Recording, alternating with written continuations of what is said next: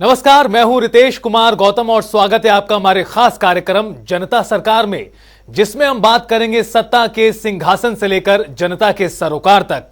साथ ही हम आपको बताएंगे प्रदेश सरकार की हर उस योजना के बारे में जिसका सीधा संबंध हरियाणा की जनता से है, जो योजनाएं प्रदेश के विकास को नई गति प्रदान करेंगी और हरियाणा की जनता का चहुमुखी विकास भी करेंगी, ताकि प्रदेश की जनता तरक्की की राह पर आगे बढ़े और हरियाणा प्रदेश निरंतर उन्नति की नई ऊंचाइयों को छूता हुआ प्रगतिशील रहे। तो अगले 30 मिनट तक बने रहिए हमारे साथ और देखते रहिए जनता सरकार।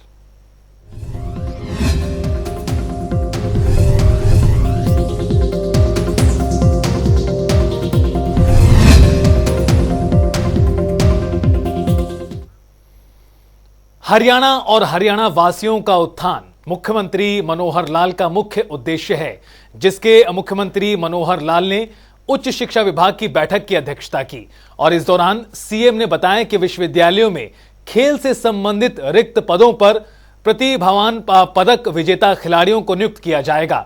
देखिए रिपोर्ट।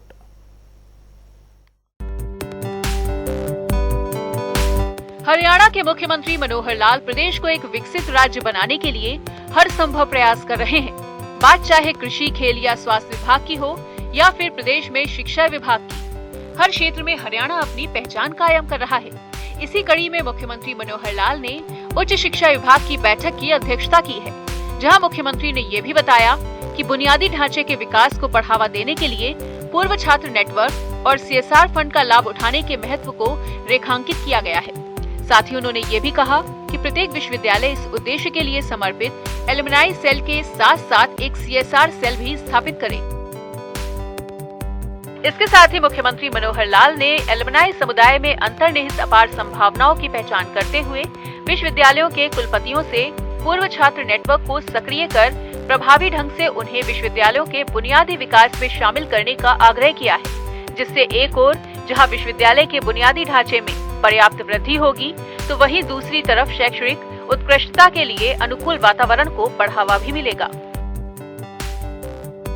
बैठक में मुख्यमंत्री मनोहर लाल ने बताया कि कैथल में महर्षि वाल्मीकि संस्कृत विश्वविद्यालय के बस खरीदने के अनुरोध पर प्रतिक्रिया देते हुए मुख्यमंत्री ने अपने स्वैच्छिक कोष से 25 लाख रुपए का अनुदान देने की घोषणा की है, जिससे विश्वविद्यालय के बुनियादी ढांचे के विकास सहित छात्रों और स्टाफ सदस्यों के लिए परिवहन सुविधाएं बढ़ेंगी। मुख्यमंत्री ने बताया है कि विश्वविद्यालयों में खेल से संबंधित रिक्त पदों पर प्रतिभावान पदक विजेता खिलाड़ियों को नियुक्त किया जाएगा। हमारे खिलाड़ी लगातार विभिन्न राष्ट्रीय और अंतर्राष्ट्रीय प्रतियोगिताओं में प्रदेश का नाम रोशन कर रहे हैं और खेल विभाग की ओर से नीति के अनुसार उन्हें नियुक्तियां दी जा रही हैं। ऐसे सभी होनहार खिलाड़ियों को उनकी उत्कृष्ट उपलब्धियों के अनुरूप उपलब्ध पदों पर प्रति नियुक्ति के आधार पर नियुक्ति दी जाएगी।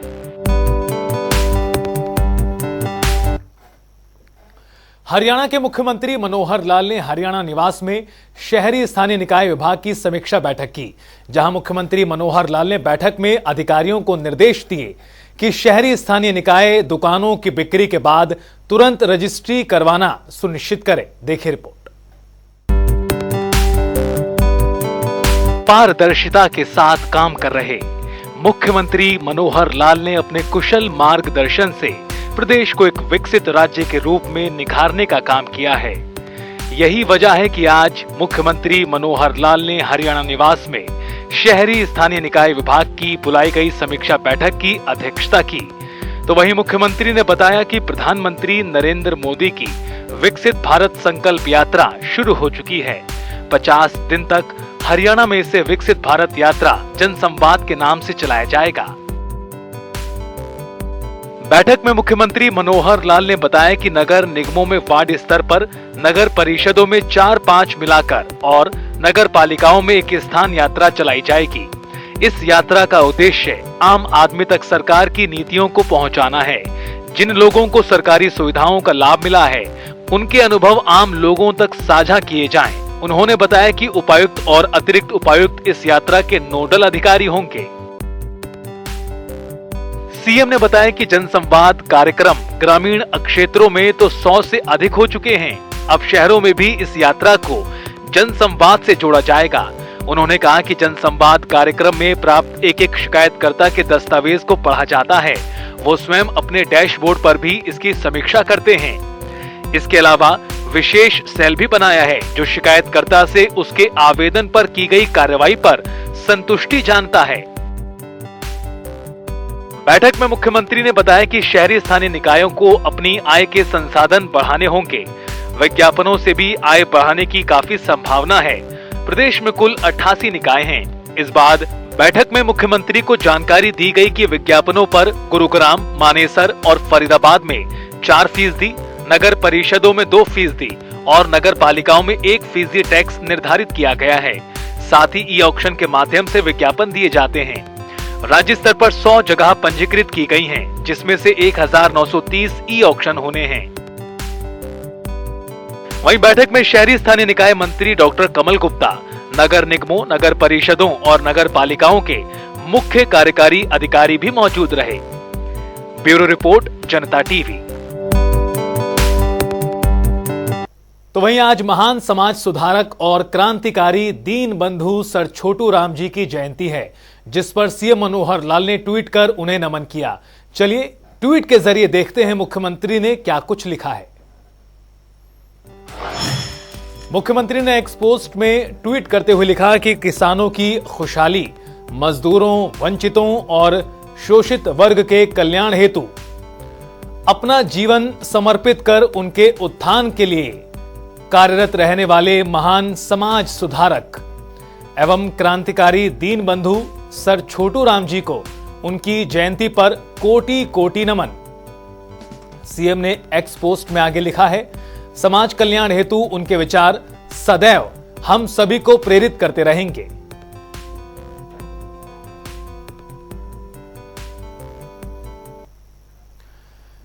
मुख्यमंत्री मनोहर लाल के नेतृत्व में हरियाणा विकास पथ पर आगे बढ़ रहा है। विकास की दिशा में तेजी से कदम बढ़ा रहे मुख्यमंत्री मनोहर लाल के मार्गदर्शन में हरियाणा प्रदेश में स्वास्थ्य लाभ के लिए कई योजनाएं चलाई जा रही हैं, जिनका लाभ हरियाणा के पात्र नागरिकों को मिल रहा है। हरियाणा और प्रदेशवासियों के उत्थान के लिए काम कर रहे मनोहर सरकार में गरीब और जरूरतमंद परिवारों के लिए विशेष योजना चलाकर उन्हें लाभ प्रदान किया जा रहा है। देखिए रिपोर्ट।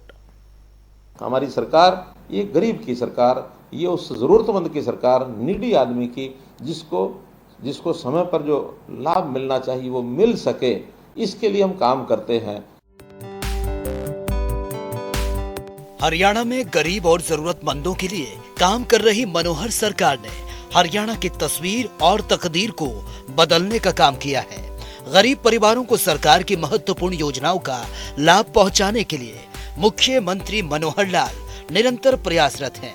सरकार का प्रयास है कि अंतिम पंक्ति में खड़े अंतिम व्यक्ति को उन महत्वपूर्ण योजनाओं का लाभ मिल सके जिसके लिए वो पात्र हैं।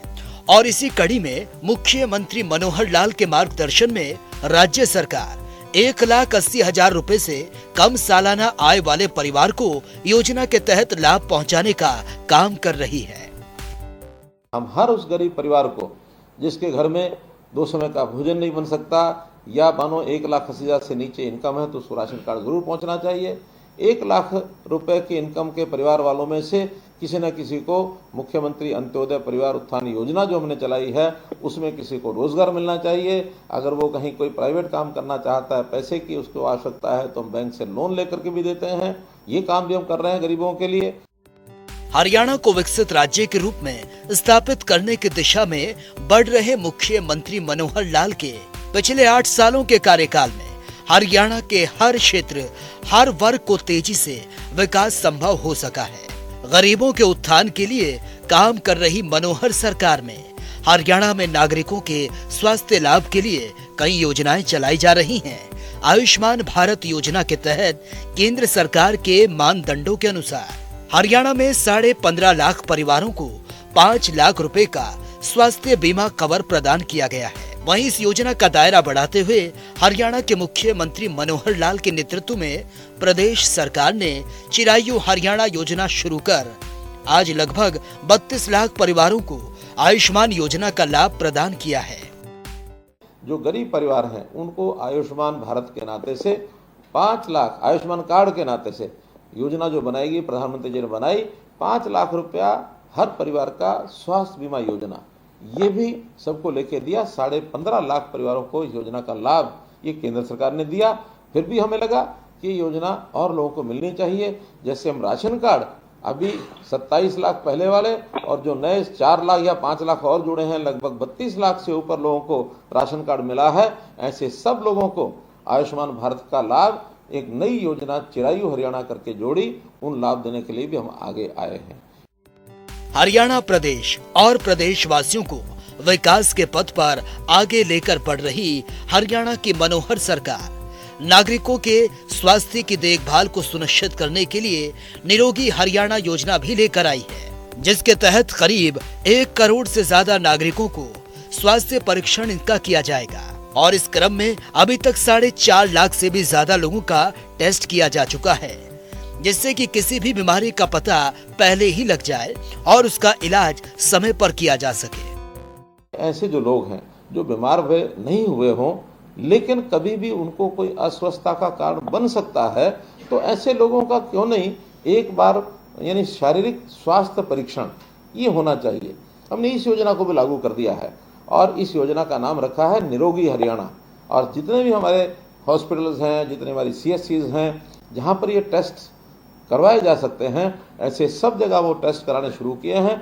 अभी तक 4.5 लाख लोगों का ये टेस्ट परीक्षण हो चुका है। बड़ी संख्या है, 1 करोड़ के लगभग संख्या है। हम आगे चल करके जितने प्राइवेट हॉस्पिटल हैं, जितने लैब्स हैं टेस्ट करने वाली, इन सबको भी एक सरकारी उनके साथ समझौता करके इनके वहाँ भी ऐसे जो परीक्षण हैं उनको करने का और एक हम कार्यक्रम लेने वाले हैं, ताकि करोड़ों की जनता का जो परीक्षण है ये पहले हो सके। जब स्वास्थ्य परीक्षण होगा तो छोटी बड़ी कमी चाहे जो भी नजर आएगी उसका समय पर इलाज कराना ये कई बार संभव हो पाता है। अगर पता न लगे तो बीमारी इस स्तर तक पहुंच जाती है कि कई बार तो वापस लौटना भी मुश्किल हो जाता है कि बीमारी गंभीर हो जाती है। गंभीर बीमारी, लाइलाज बीमारी, तो जीवन भी जोखिम में पड़ जाता है। तो प्रारंभ में ही अगर कोई चीज़ मिल जाती है तो उसको उसके हिसाब से ठीक किया जाता है। जैसे कहावत है अंग्रेजी में, nip the evil in the bud, कि कोई भी ऐसी बुराई है उसको प्रारंभिक चरणों में उसको समाप्त कर देना चाहिए। तो यही हमारे शरीर के रोग के साथ है। अगर प्रारंभिक भी कोई जानकारी मिल जाए तो उसका तुरंत इलाज कराना संभव हो जाता है। राज्य के विकास और नागरिकों के उत्थान के लिए काम कर रहे मुख्यमंत्री मनोहर लाल ने यह आह्वान किया कि जो परिवार आर्थिक रूप से संपन्न हो जाए, ऐसे परिवार स्वेच्छा से सरकारी लाभ को छोड़ दें, जिससे कि किसी अन्य जरूरतमंद परिवार को इसका फायदा मिल सके। जब 1966 में 65 में जब देश में लाल बहादुर शास्त्री प्रधानमंत्री थे, हमको पता है उस समय अन्न का संकट हुआ था। अपने देश में अन्न कम हो गया था, खाने वाले लोगों की जितनी मात्रा थी उसकी तुलना में। उस समय देश के प्रधानमंत्री लाल बहादुर शास्त्री थे। उन्होंने कहा कि हम हरित क्रांति के माध्यम से अन्न जब पैदा करेंगे तब पैदा करेंगे, लेकिन तात्कालिक आवश्यकता ये है क्या समाज के लोग सप्ताह में 7 दिन में अगर वो 21 बार भोजन करते हैं, कोई 3 बार करता है, या 14 बार भोजन करते हैं, 2-2 बार करते हैं, तो क्या एक समय का भोजन छोड़ सकते हैं? मुझे आज भी बहुत बुजुर्ग ऐसे मिलते हैं जो सोमवार रात्रि का भोजन वो लाल बहादुर शास्त्री जी की अपील पर जो छोड़ा था, आज भी उन्होंने जीवन में अपनाया हुआ है। तो ये अपील हमेशा समाज में जो जागृत व्यक्ति होता है, जिनको लगता है कि हमको देश और समाज की मुख्य धारा में होकर चलना है, और अगर हम अपनी आय बढ़ा करके सीमा से बाहर जाते हैं तो अपील मैं भी करता हूं, आखिर ये राशन कार्ड के नाते से या BPL के नाते से हमको सालाना लाभ कितना मिलता है? हमको सालाना लाभ मिलता है, अगर 20 किलो अनाज एक परिवार का एवरेज जाता है और 20 रुपया किलो का भी लाभ हो तो 400 रुपया महीना, अर्थात 48 रुपया साल।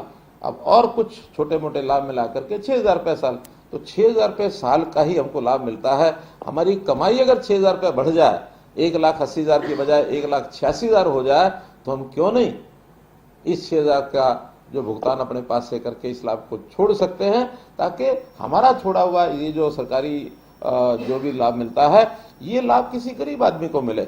जिस गरीब आदमी को नहीं मिल रहा है उसको ज्यादा मिलेगा तो वो हमको दुआएं देगा, हमारे ऊपर आशीर्वाद हमारे ऊपर देगा। हरियाणा की मनोहर सरकार गरीब और जरूरतमंदों की सरकार है। इसके लिए मुख्यमंत्री मनोहर लाल उनके कल्याण के लिए निरंतर काम कर रहे हैं और इस दिशा में प्रदेश सरकार कल्याणकारी योजनाओं का लाभ हर पात्र व्यक्ति तक पहुंचा रही है। ये सुनिश्चित कर रही है मुख्यमंत्री मनोहर लाल की आर्थिक सोच और नीतियों से जहां नागरिकों को सरकार की महत्वपूर्ण योजनाओं का लाभ मिल रहा है, वहीं हरियाणा का मनोहर विकास हो रहा है। ब्यूरो रिपोर्ट, जनता टीवी। हरियाणा राज्य है जिसने बागवानी के क्षेत्र में कई उपलब्धियां हासिल की हैं। यहां मुख्यमंत्री मनोहर लाल के नेतृत्व में बागवानी विभाग नए आयाम स्थापित कर रहा है और हरियाणा के प्रगतिशील किसान परंपरागत खेती को छोड़कर बागवानी की ओर रुख कर रहे हैं। देखिए हमारी खास रिपोर्ट। हरियाणा राज्य जिसका उदय सन 1966 में तत्कालीन पंजाब के सबसे पिछड़े इलाके को मिलाकर हुआ था, लेकिन यहाँ के जुझारू नागरिकों की मेहनत और इच्छा शक्ति के बलबूते हरियाणा राज्य आज देश के समृद्ध राज्यों में अग्रणी है। चाहे उद्योग हो या कृषि, हरियाणा राज्य ने हर क्षेत्र में तरक्की अर्जित की है। कहते हैं आवश्यकता आविष्कार की जननी होती है। समय में बदलाव के साथ जरूरतें बढ़ती भी हैं और बदलती भी हैं, लेकिन जब कृषि के क्षेत्र में विविधीकरण की बात करें तो हरियाणा प्रदेश इसमें भी आदर्श स्थापित कर रहा है। परंपरागत खेती में जोखिम और लागत ज्यादा है, तो हरियाणा के मुख्यमंत्री मनोहर लाल के नेतृत्व में बागवानी विभाग प्रदेश के किसानों के लिए नई नई योजनाएं ला रहा है, जिससे किसानों की आय दोगुना ही नहीं बल्कि कई गुना बढ़ रही है और किसानों को बागवानी विभाग के प्रति अटूट विश्वास बन रहा है। इसी के परिणाम है बागवानी के क्षेत्र में हरियाणा राज्य पूरे देश में चर्चा का केंद्र बन रहा है। बागवानी किसानों को प्रोत्साहित करने के लिए हरियाणा सरकार निरंतर कार्य कर रही है। बागवानी विभाग हरियाणा की ओर से किसानों को सशक्त बनाने के लिए पूरे राज्य में 11 उत्कृष्ट केंद्र स्थापित किए गए हैं। ये सभी उत्कृष्टता केंद्र हरियाणा राज्य के किसानों को उच्च गुणवत्ता के पौधे तैयार करके मुहैया करवाने के लिए प्रतिबद्ध है। इसी का परिणाम है कि हरियाणा राज्य के किसान अपनी परंपरागत खेती को छोड़कर जैविक खेती करने की ओर बढ़ रहा है। कृषि विविधीकरण को बढ़ावा देने के लिए हरियाणा की मनोहर सरकार ने पिछले 7 साल में बागवानी विभाग के बजट को करीब 3 गुना बढ़ा दिया है। बागवानी विभाग द्वारा चलाई जा रही योजनाओं का लाभ उठाकर हरियाणा का किसान खुशहाल हो रहा है, जिससे विभाग के प्रति किसानों को विश्वास भी बढ़ रहा है। हरियाणा सरकार की ओर से किसानों को हर योजना का लाभ देने के लिए मेरी फसल मेरा ब्यौरा कार्यक्रम सफलतापूर्वक चलाया जा रहा है। इस कार्यक्रम के तहत साल 2021-22 में लगभग 1.29 लाख एकड़ क्षेत्र को पोर्टल पर पंजीकृत किया जा चुका है। हरियाणा सरकार की योजनाएं राज्य के किसानों के लिए लाभकारी साबित हो रही हैं। बागवानी क्षेत्र में अग्रणी हरियाणा राज्य की मनोहर सरकार ने भावांतर योजना लागू की है। इस योजना के अंतर्गत यदि राज्य के किसानों को अपनी फसल मंडी में बेचने पर कम कीमत मिलती है, अर्थात किसानों को नुकसान होता है, तो उसकी भरपाई राज्य सरकार द्वारा की जाती है। इस योजना के तहत किसानों को कृषि में विविधता लाने के लिए प्रोत्साहित किया जा रहा है। बागवानी फसलों पर भावांतर योजना लागू करने वाला हरियाणा देश का पहला राज्य है। तो चलिए अब ग्राफिक्स के जरिए समझते हैं। इस योजना को 1 जनवरी 2018 को लागू किया गया। योजना के तहत 21 बागवानी फसल कवर हुआ। अब तक 5,403 किसानों को 14.12 करोड़ रुपए का प्रोत्साहन। भावांतर भरपाई योजना हरियाणा सरकार की एक अनूठी योजना है। राज्य के जो किसान अपनी फसल जैसे सब्जियां, फलों आदि का बाजार में बेचते हैं, लेकिन उन्हें अपनी फसल बेचने पर उचित मूल्य नहीं मिल पा रहा है, उन किसानों को राज्य सरकार द्वारा फसल का या तो मुआवजा या फिर फसल की कम कीमत की उचित भरपाई के रूप में प्रोत्साहन धनराशि प्रदान की जा रही है, ताकि किसानों को उसकी फसल का सही मूल्य मिल सके। हरियाणा का बागवानी विभाग प्रदेश के किसानों की आय बढ़ाने के लिए निरंतर प्रयास कर रहा है। बागवानी किसानों की फसल को मौसम की अनिश्चितता जैसे प्राकृतिक आपदा, फसल में बीमारी लगने, असामान्य बारिश, तूफान, सूखा पड़ना आदि के कारण होने वाले नुकसान की भरपाई के लिए हरियाणा बागवानी विभाग की ओर से मुख्यमंत्री बागवानी बीमा योजना चलाई जा रही है। इस योजना के अंतर्गत कुल 21 सब्जियां, फल और मसालों की फसल को कवर किया गया है। ऐसी योजना चलाने वाला हरियाणा पहला राज्य है। फल की फसल पर 1000 रुपए का प्रीमियम तय किया गया है। सब्जियों की फसल पर 750 रुपए का प्रीमियम तय किया गया है। फल पर बीमा राशि 40,000 रुपए प्रति एकड़ दी जाती है। सब्जियों पर 30,000 रुपए प्रति एकड़ दी जाती है। बीमा दावों का निपटान करने के लिए बागवानी विभाग की ओर से एक सर्वे भी किया जाता है, जिसके अंतर्गत फसल नुकसान की 4 श्रेणियां 25%, 50%, 75% और 100% में विभाजित की गई है। मुख्यमंत्री बागवानी बीमा योजना में कुल 21 बागवानी फसलों को शामिल किया गया है। बेल वाली बागवानी फसल में मक्खी के नियंत्रण के लिए हरियाणा की मनोहर सरकार फल मक्खी परियोजना चला रही है और फसलों को रोगों से बचा रही है। किसानों को खुशहाल करने के लिए हरियाणा सरकार लगातार प्रगति की ओर अग्रसर है। राज्य सरकार ने फलों, सब्जियों, मिट्टी और पानी में कीटनाशक अवशेष सामग्री की प्रवृत्ति के लिए कीटनाशक अवशेष प्रयोगशालाएं भी स्थापित की जा रही हैं। हरियाणा की मनोहर सरकार ने सिरसा और करनाल में अनूठी कीटनाशक अवशेष प्रयोगशालाएं स्थापित की है। वर्ष 2021-22 के दौरान बागवानी उत्पाद मिट्टी और पानी के कुल 2916 नमूनों का विश्लेषण किया जा चुका है। प्रयोगशालाओं में की गई जांच में उत्पाद के लिए 5.8% नमूनों में कीटनाशक का अवशेष स्तर अधिकतम अवशेष स्तर से ज्यादा पाया गया है। ब्यूरो रिपोर्ट, जनता टीवी। और चलिए अब जान लेते हैं कि आज के सवाल का विजेता कौन है।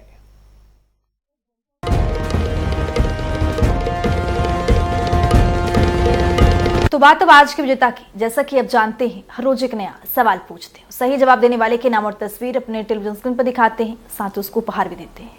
तो चलिए अब जान लेते हैं कल का हमारा सवाल क्या था और कौन है इसका विजेता। कल का हमारा सवाल था कि हरियाणा में गर्वित ग्रामीण विकास योजना की शुरुआत कब की गई थी। इसका सही जवाब है डी, 12 जनवरी 2015। ढेरों जवाब आए, लेकिन आज के हमारे विजेता हैं जिंद से अरुण वर्मा। अरुण, आपको बहुत बहुत बधाई। तो फिर पूछेंगे आज का सवाल, देखते रहिए जनता।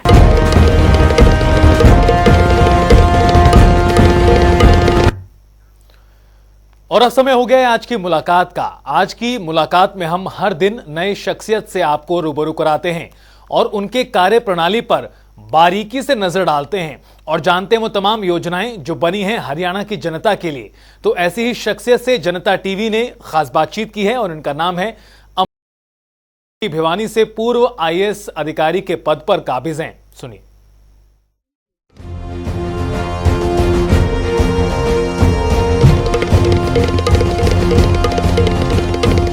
दीनदयाल उपाध्याय ग्रामीण कौशल योजना के अंतर्गत रोजगार मेला लगाया गया है, जिसमें जो बेरोजगार बच्चे बच्चियां, इवन हमारी बहनें भी जिनकी उम्र 18 से 35 वर्ष की है, वो इससे लाभान्वित होंगे और उनका यहाँ नाम का पंजीकृत किया जा रहा है। इस समय तक हमारे पास लगभग 2000 लोग रजिस्टर हो चुके हैं, जो कि आगे आने वाले समय में किसी न किसी रूप में आजीविका पाना चाहते हैं, ट्रेनिंग पाना चाहते हैं। जैसे कि हम सबको पता है कि हमारे युवाओं की इस समय एक ही मांग है, रोजगार की। ये उसी कड़ी के तहत रोजगार मेला लगाया गया है।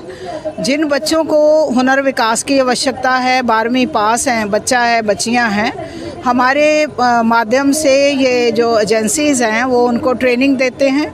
3 से 6 महीने का इस ट्रेनिंग का समय रहता है और उसके पश्चात उनको नौकरी भी दिलवाई जाती है। और ये एक फर्स्ट स्टेप है। उसके बाद जितने बच्चे काबिल हैं, अपनी काबिलियत के अनुसार वो आगे बढ़ सकते हैं। और मुझे ये लगता है कि एक अगर हम स्ट्रक्चर्ड वे में नौकरी ना देखें तो ये जो हमारा इस दिशा में नौकरी दिलवाने का ये स्टेप है, ये एक प्रदेश सरकार का और भारत सरकार का एक बहुत ही अहम स्टेप है कि हमारे घर घर तक लोग पहुंचकर इसका फ़ायदा उठाएं अगर, तो एक तरह से ये हमारी बेरोज़गारी की समस्या को हल कर सकता है।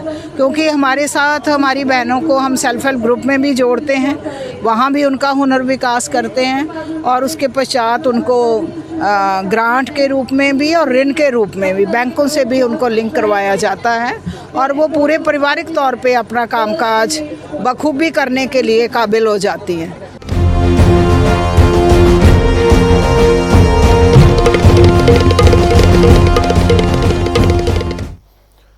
और अब वक्त हो गया है आज के सवाल का। चलिए जान लेते हैं आज का सवाल क्या है।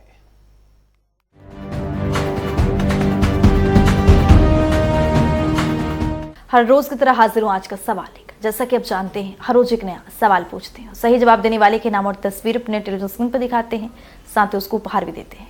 तो चलिए अब नजर डालते हैं आज के सवाल पर। मुख्यमंत्री दूध उपहार योजना का शुभारंभ कब किया गया था? ए 4 अगस्त 2021, बी 5 अगस्त 2020, सी 6 अगस्त 2022, डी 8 अगस्त 2019। तो दीजिए सही जवाब और बनिए विजेता।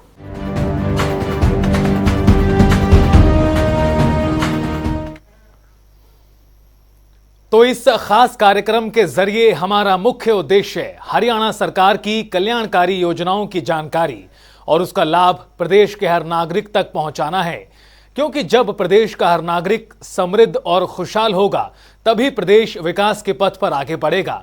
हमारे खास कार्यक्रम जनता सरकार में फिलहाल के लिए इतना ही। आप देखते रहिए जनता टीवी।